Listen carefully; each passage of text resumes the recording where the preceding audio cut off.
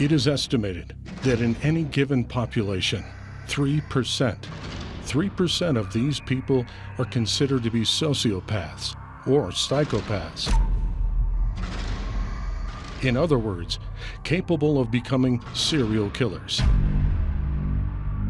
People who can find serial murder to be satisfying. How many serial killers are operating at any one time is not known exactly.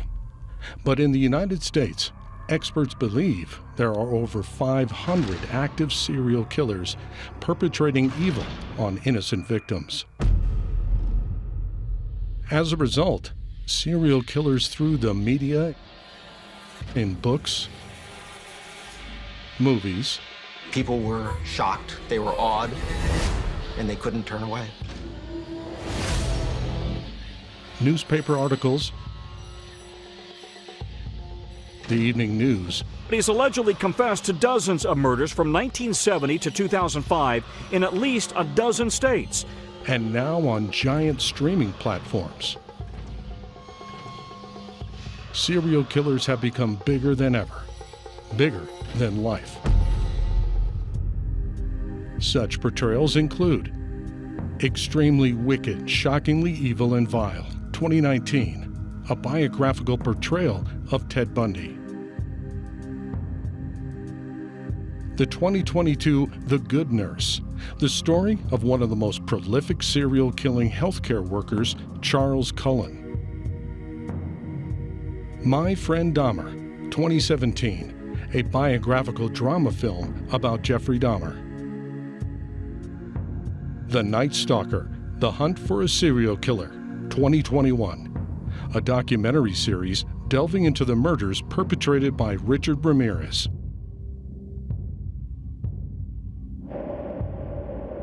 BTK, A Killer Among Us, 2019, a documentary that focuses on Dennis Rader. The Green River Killer, 2005, a feature film that explores the case of Gary Ridgway, one of the most prolific serial killers in United States history. The Sons of Sam, A Descent into Darkness, 2021, the story of David Berkowitz. But the flow of information goes the other way as well. There are 27 different ways in which serial killers communicate before, during, and after their murders. Of course, Jack the Ripper started it all when he wrote letters to the London police. I send you half the kidney I took from one woman and preserved it for you. T'other piece, I fried and ate it. Was very nice. I may send you the bloody knife that took it out if you only wait a while longer. Richard Ramirez, the Night Stalker, left gruesome symbols at his crime scenes. The recently captured Gilgo Beach serial killer, Rex Heuermann, who tormented the family of one of his murder victims. Do you think you will ever see her again? You won't. I killed her. The unknown Zodiac serial killer sent letters to the press that started, "This is the Zodiac speaking." I will be reborn in paradise, and all those I have killed will be my slaves. I will not give you my name because you'll try to slow or stop my collecting slaves for my afterlife. Then there is a little-known killer of 8 women, Keith Jesperson, the Happy Face Killer. Jesperson wrote confessions on the wall of a truck stop he was passing through and signed the confession with a hand-drawn happy face. I beat her to death and loved it. Yes, I'm sick, but I enjoyed myself too. 2 people took the blame and I'm free. In this series, we will look at the many bizarre cases of the way serial killers are driven to communicate their psychopathic need to let the world know how powerful they were. How powerful they were because they can control the life and death of another human being. How powerful they are because they can terrify whole communities.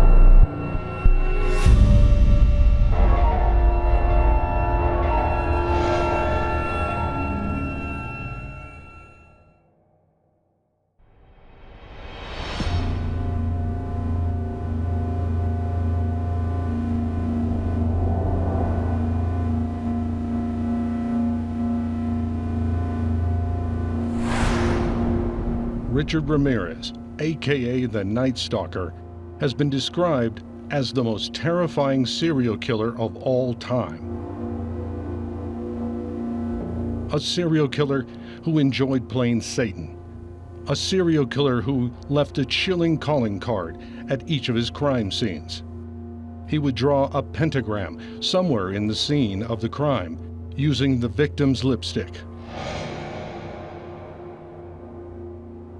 A serial killer who at his trial made the devil's horns with his fingers while uttering, I have killed 20 people. I love all that blood.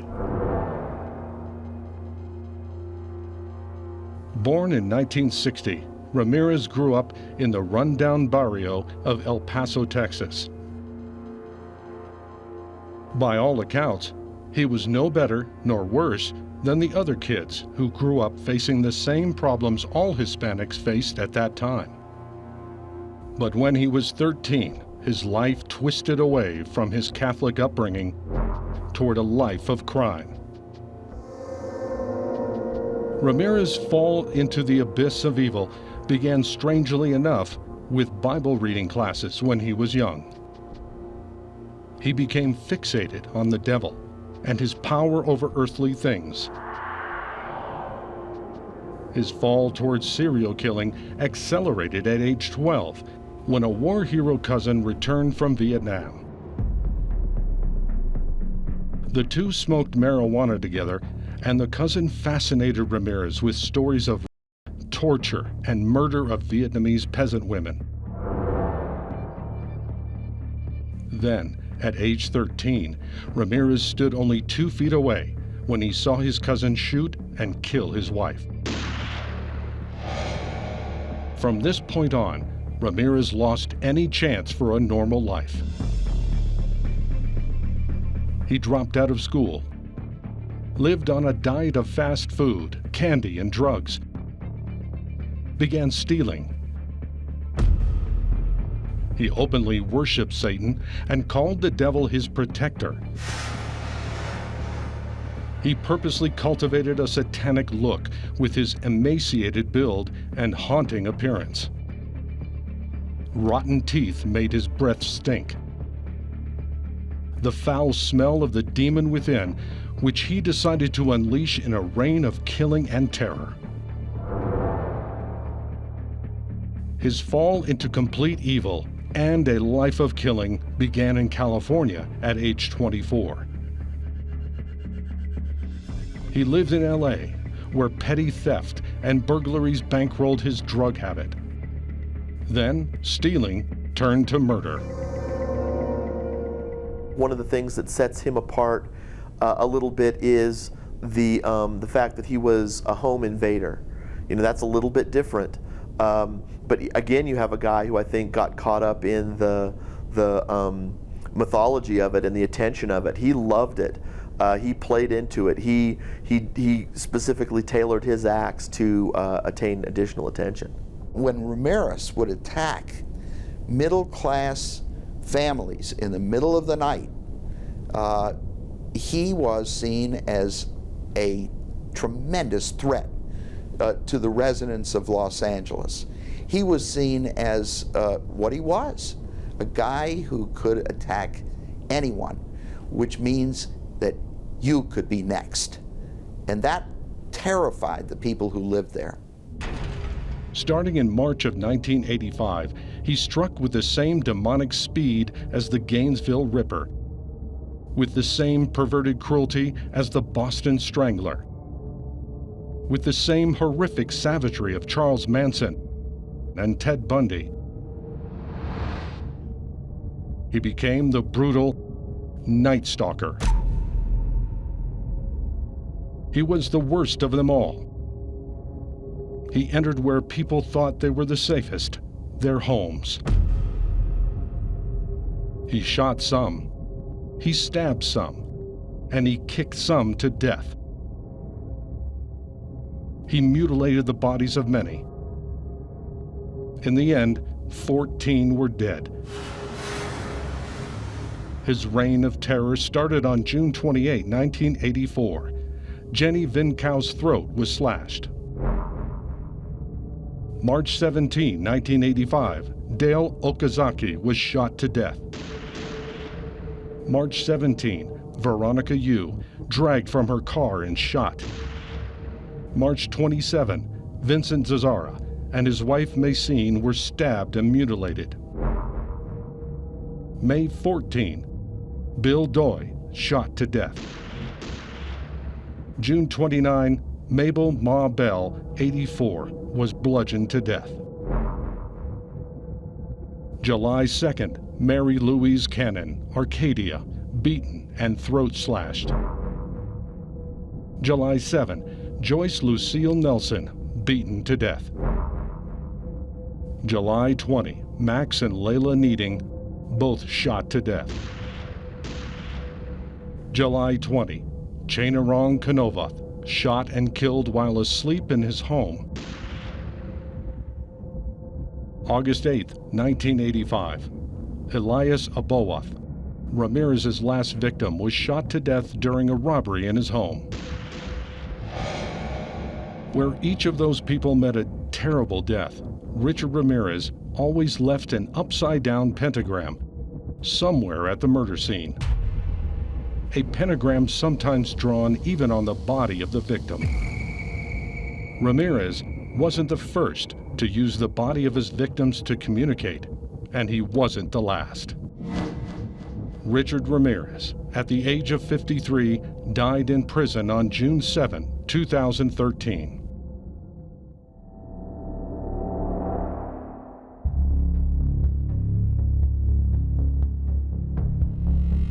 He was the most effective major American serial killer that nobody's heard of. He was never caught. And although killers have used their victims' bodies to communicate, he was the first serial killer to do so. And he did it most often with decapitated heads. He is known as the Mad Butcher of Cleveland. There were a series of crimes committed in Kingsbury Run, Ohio, which is a part of Cleveland that is relatively unsavory. It couldn't be developed, so railroad tracks went through it, and there was a shanty town. And these crimes occurred between 1934 and 1939 in Kingsbury Run, Greater Cleveland, inside Lake Erie beaches. It is unknown how many victims there were of the Mad Torso Killer, the Mad Butcher of Cleveland. That's because the bodies were never found intact. Body parts were found. It's known there were at least 8 victims because there were 8 heads. But authorities feared that some of the heads were never recovered. The lead detective on the case, Peter Meyerloh, said there could be as many as 40 or more killings in this spree. So we don't know exactly how many killings there were. It was difficult to identify any of the victims. These killings were done before law enforcement and psychology had developed the concept of a psychopathic serial murderer. And many will say it was the case that paved the way for FBI profiling. A team of investigators had a summit meeting of police and FBI during the 3rd year of these killings.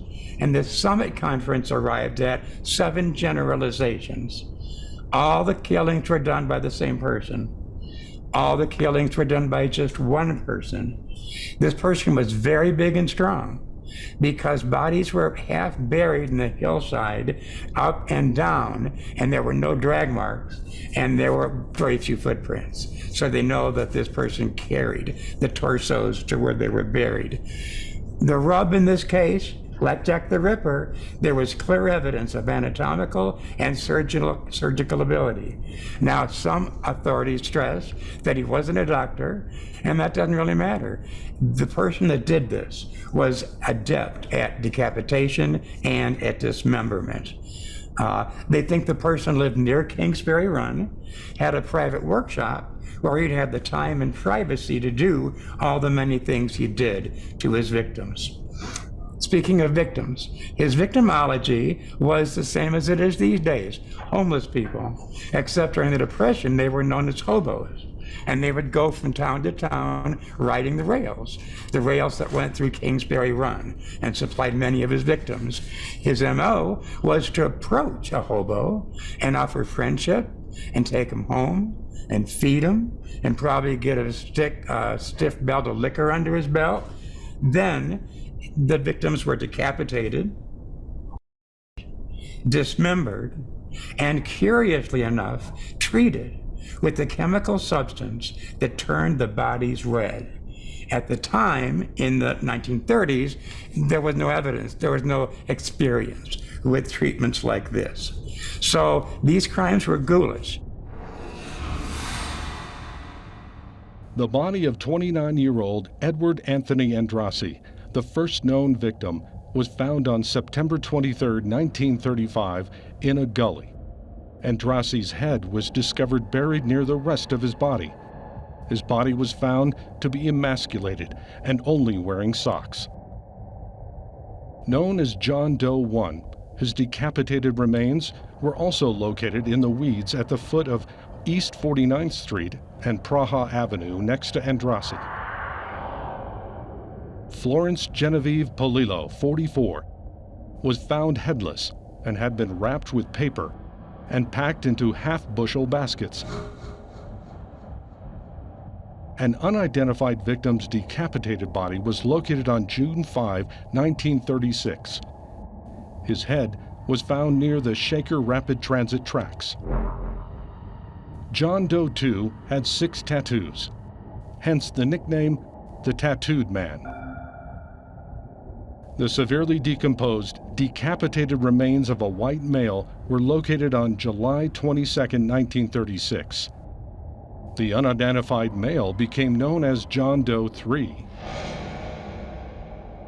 A homeless person discovered 2 halves of a human male torso and lower legs floating in an oily, coffee-colored stagnant pool in Kingsbury Run.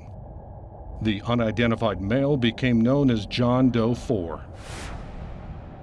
The upper portion of an unidentified female victim was found washed up on Euclid Beach on Lake Erie Shore on 156th Street on February 23, 1937. The unidentified female became known as Jane Doe 1. The 8th victim was located beneath the Lorraine Carnegie Bridge on June 6, 1937. The body was decapitated and missing a rib. She was tentatively identified as 40-year-old prostitute Rose Wallace. A woman's leg was located in the Cuyahoga River in the Cleveland Flats neighborhood on April 8, 1938. A month later, on May 2nd, 2 burlap bags containing the woman's nude bisected torso were found. The unidentified female became known as Jane Doe 3. On July 6, 1937, the upper portion of a man's torso was found, but the head and internal organs were never found. The unidentified male became known as John Doe 5. On August 16, 1938, a dismembered body was found at a dump at the end of East 9th Street in Columbus, Ohio. The victim's head had been disarticulated at the level of the 3rd intervertebral disc.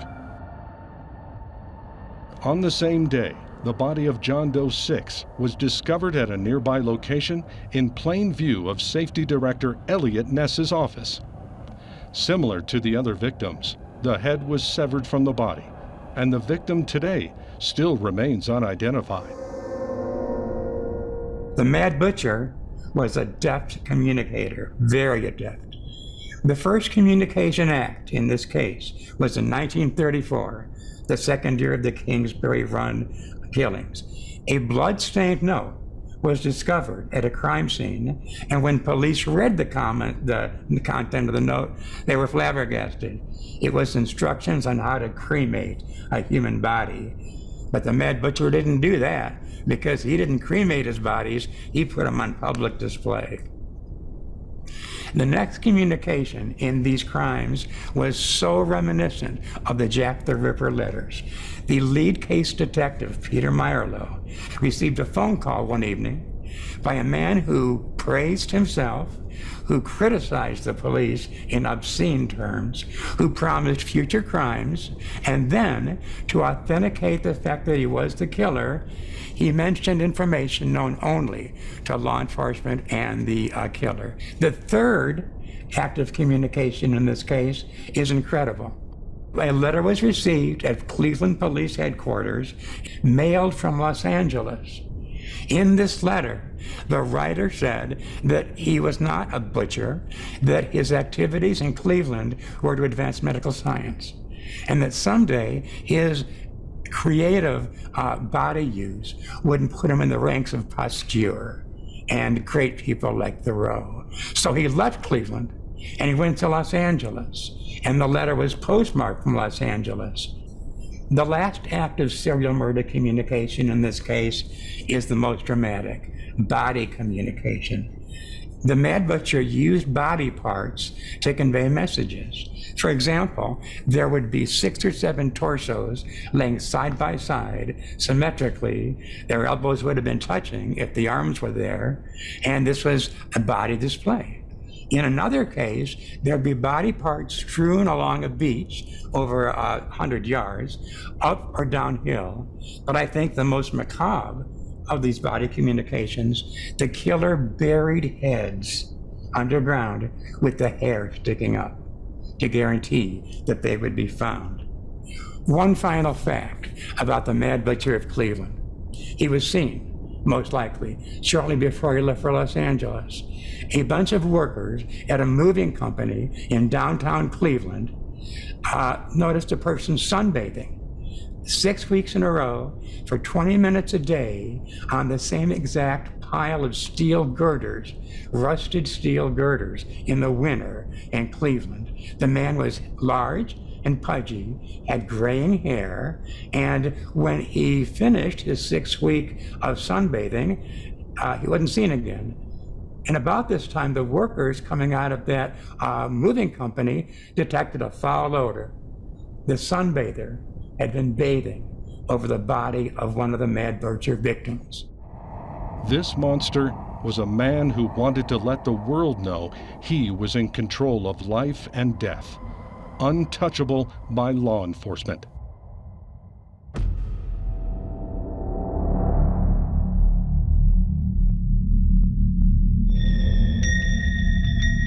One of the most horrific psychopathic cases of a serial killer using his victims' bodies to communicate involved Lonnie Franklin Jr., a black serial killer who lived in Los Angeles.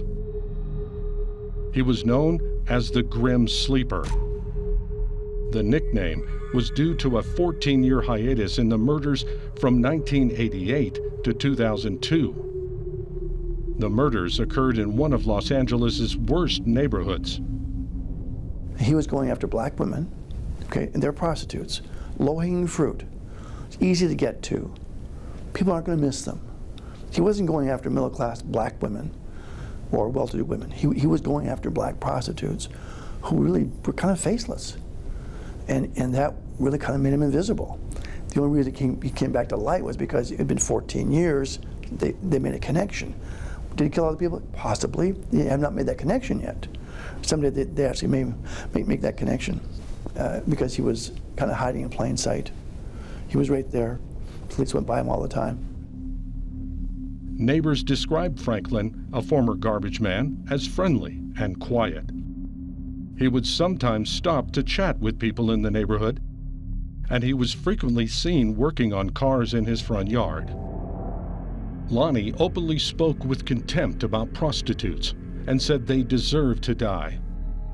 He showed friends photographs he had taken of women in sexually explicit poses. A friend of Franklin said he would have violent fantasies. Fantasies that turned into violent serial killing. Interestingly, Franklin used the same small caliber revolver to murder his victims after assaulting and strangling them, and then kept photos of his victims as trophies in his home.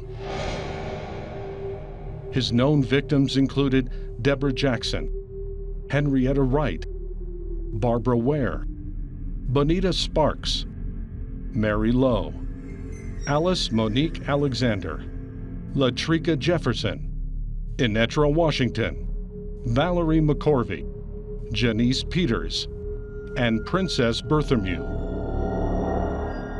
Once they were dead, Franklin used their bodies to communicate that these women were trash, dumping them in alleys and garbage bins.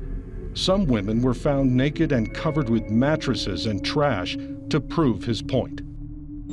Finally, Franklin was apprehended when DNA evidence linked him to the murders. He was arrested on July 7, 2010 at his home in the Manchester Square neighborhood. When Los Angeles police searched his South LA property for evidence, among the unsettling discoveries was a cache of about 1,000 photographs and hundreds of hours of home video showing women, many of them partly or fully nude, and striking sexually graphic poses. These photos indicated that Franklin may have killed as many as 160 innocent victims. The police released the photos of many of the faces in the hopes that the public could help identify who these anonymous victims were. Franklin Jr. was convicted for the deaths of 9 women and a teenage girl and was sentenced to death on August 10, 2016. Lonnie David Franklin Jr., the grim sleeper, died of natural causes while on death row at San Quentin State Prison on March 28, 2020.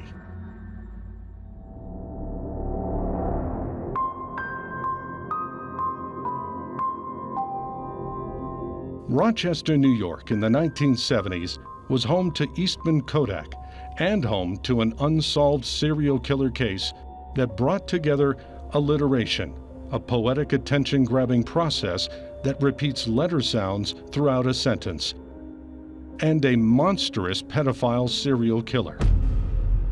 A psychopathic serial killer who knew it would garner the attention he craved. A serial killer who used the dead bodies of innocent children to show how smart he was. This case is known as the Alphabet Murders, or Double Initial Murders, and it plays out like something ripped from the pages of a best-selling whodunit crime novel. This is one of the cases where there's a higher intellect involved. Serial murderers come in all shapes and sizes, mild manners and forms. Some are very intelligent, some are not. This killer may have been a pretty intelligent serial killer. Let me tell you the strange part about this case. The reason that this case was known as the Alphabet case is because there were 3 victims, and each of the victims, their first and last names began with the same letter. Now, that would be a coincidence in and of itself, even though there were just 3 crimes.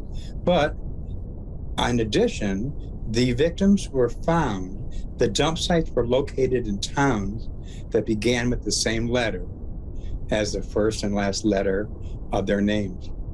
And many authorities, many serial murder experts, and almost all law enforcement people discard this as meaningless. I don't think it is. I'm not a mathematician or statistician, but I imagine that the odds of 3 people having the same initials begin and end their names and then begin the town where their body was located, I think those odds have to be pretty slim. I think it's very unlikely. The serial killer struck between November 1971 and November 1973. In this case, the modus operandi was kidnapping of victims, after which two of them were kept for a couple days, repeatedly, strangled, and this all took place on rainy afternoons. There were no sunshine crimes for the alphabet killer. The victimology was very limited. 10 to 11-year-old girls who were and strangled. They were short girls. They were relative loners, came from poor Catholic homes. They had problems at school. So most likely the killer was able to apprehend them because they were by themselves a lot. The first victim was a lovely 10-year-old Puerto Rican child whose first and last name starting with the letter C, Carmen Colon. The kidnapping occurred along Interstate Highway 490. The first victim was seen running along a highway in Rochester, naked from the waist down. And as she ran away from the car in which her captor was located, she was waving, trying to wave down other motorists, waving her arms and shouting and asking for help, while the killer was backing up on the shoulder of the road. Not a single person stopped to help.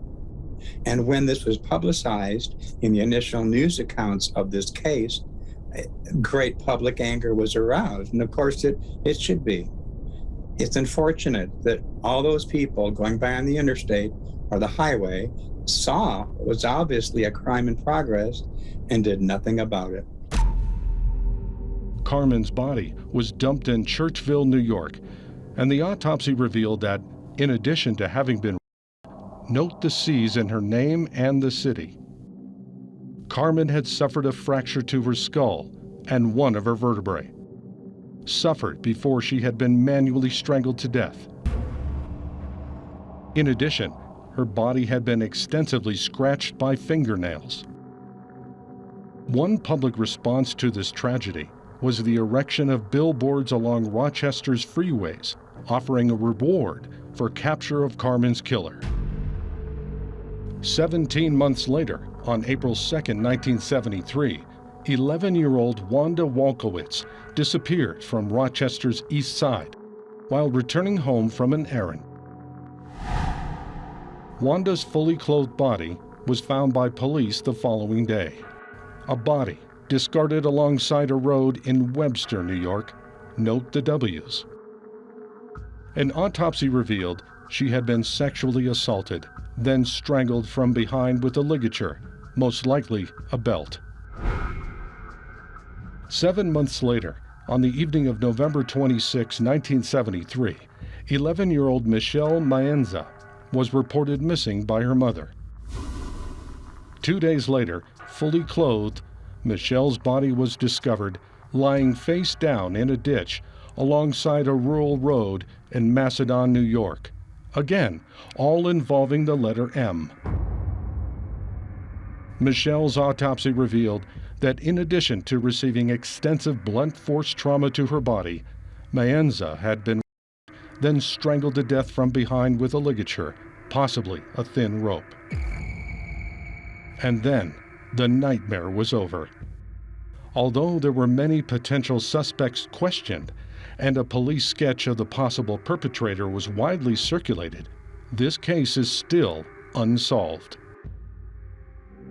However, there were reports of possible communication from the killer to the public and the victims' families during the investigation. 4 years later, in March 1977, a letter was sent to a local newspaper claiming responsibility for the murders.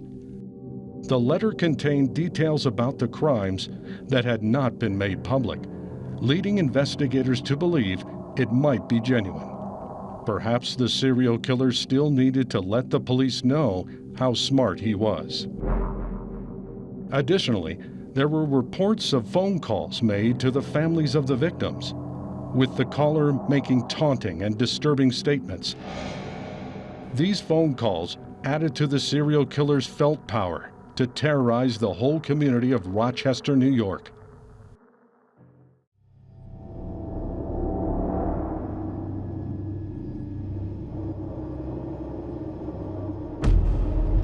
In the annals of crime, there is only one thing worse than a pedophile, and that's a pedophile serial killer. A person who engages in serial murder being essentially weak themselves in their lives, in their existence. They feel weak and they have this need to exercise power. It's interesting if you're thinking about killing children because it's much easier to exercise power over a child than it is an adult. It may be that the killers who target children are in fact within themselves have a weaker constitution, a weaker their selves are weaker, and they are afraid to exercise power over more powerful people. The serial killer is involved in killing more children today than he has been in the past. I'm using he generally. And one of the reasons is that, based upon the research of child abductions, stranger abductions, we have a pretty good idea that there is a very large percentage of kids who are abducted by strangers are going to be dead within 2 or 3 hours. Then you have to go back and think how long it takes a guardian or a parent to find out the child is missing and report it to the police. So frequently the police have a very narrow window to find this kid. And of course, with the laws changing on pedophiles, with the law changing on homicide in a number of jurisdictions, you know, they don't want that kid to be alive. They don't want a witness. So they're going to kill him or her. And I think that's happening more today than it has in the past. I think the tidbit I found the most interesting about this case was the fact that there was blatant evidence of sexual assault against the males, and yet the female victims, there were conflicting reports. I read places where Christine was sexually assaulted, but Jill wasn't. But regardless, it seems as if this killer, this pedophile, took more of an interest in the male victims and took the female victims out of convenience, you could say, just because he happened upon them as they were alone. I think he would have preferred to have taken more male victims, but wound up taking the females just because he could. And that is, it's sickening. Sickening, because nothing is worse than an uncaught child serial murderer, as was the case known as the Oakland County child killer, or the babysitter killer, the names given to the perpetrator responsible for the serial killings of at least 4 children in Oakland County, Michigan, a serial killer with a distinct and gruesome signature. They were either forced to bathe by the killer before they were murdered, or they were murdered by the killer after they were already dead, just in an effort to wash away the trace evidence, which goes to show that this person was aware that trace evidence could be found on the bodies. So is that someone that has committed these crimes before and been caught based on trace evidence, or is that someone perhaps in law enforcement that is aware of these sorts of things that washed away the evidence before it could be collected? Oakland County, Michigan encompasses part of Detroit and a number of the city's automobile research and development affluent suburbs, a place residents thought to be immune from a pedophile serial killer. The Oakland County child murders occurred between 1976 and 1977, over a period of about 13 months or so. It was a very brief time frame to have 4 victims. The first innocent victim was Mark Stebbins, 12, of Ferndale. He did not return home from an American Legion Hall on February 15, 1976. His body was found 4 days later. He had been sexually assaulted His cause of death was asphyxiation or being smothered. And he had been either bathed before he was murdered, or the killer bathed him after he was murdered in order to wash away any sort of trace evidence. So the second victim was Jill Robinson. Jill was a 12-year-old female. 12-year-old Jill Robinson left her home on December 22, 1976, following an argument with her mother over dinner preparations. The following day, her body was found alongside Interstate 75 in Troy. And her murder differed from the one previous in that she wasn't sexually molested, she wasn't smothered. However, she was found and killed on site where she was dumped on the side of the highway. She had a close-range shotgun wound to her head. The next victim was 10-year-old Christine Mihelic, who was reported missing on January 2, 1977. 19 days later, her frozen body was found in a snowbank. Like the previous female, Jill, she had not been sexually assaulted. However, she was again bathed before being murdered or bathed by the killer after she. The final victim was Timothy King, and this, again, the final victim, I believe he was the most famous case in all of these four, because the tension had been building up in this county. The police had refused to acknowledge that there was a serial killer, or they had just been unable to connect the dots between these previous three murders. Timothy King, he was 11 years old. He was at home with his sister. He borrowed 30 cents to go down to the local corner store and buy some candy. He was last seen exiting the back door of the building, where, according to witness testimony, he was seen speaking to a man between 25 and 35 years old, had a husky build, shaggy hair, and some mutton chop sideburns, and he was never seen alive after that. There were over 100 policemen and volunteers searching for Timothy. And he was eventually found 7 days later, dead on a dirt road. He had been sexually assaulted, just like the first victim, Mark Stebbins, and unlike the female victims. And he was also bathed before murder or post-mortem by the killer himself. The interesting and sad tidbit here is that when Timothy was taken, his parents made a plea on the news for his return, for his well-being. They essentially were trying to communicate with whoever the kidnapper was in order to get their son back safely. And they said in the newscast, they said over the air, that they wanted him home so that they could take him to his favorite restaurant, Kentucky Fried Chicken, and get him his favorite meal. As it turned out, the kidnapper and perhaps even Timothy himself were watching that broadcast, because when they found Timothy's body and they performed the autopsy, it was revealed that he actually had been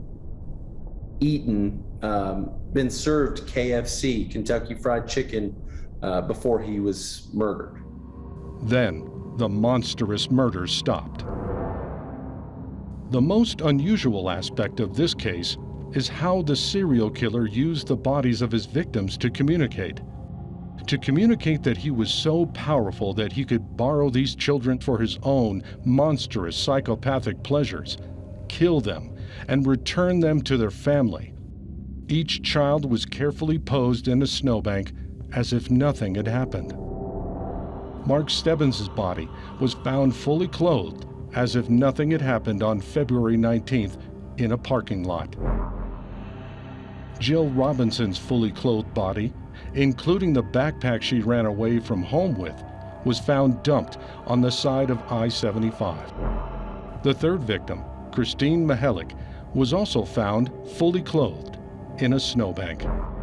The final victim, Timothy King's dead body, was wearing the same clothes he had on when he left for the pharmacy. His skateboard was found about 15 feet away.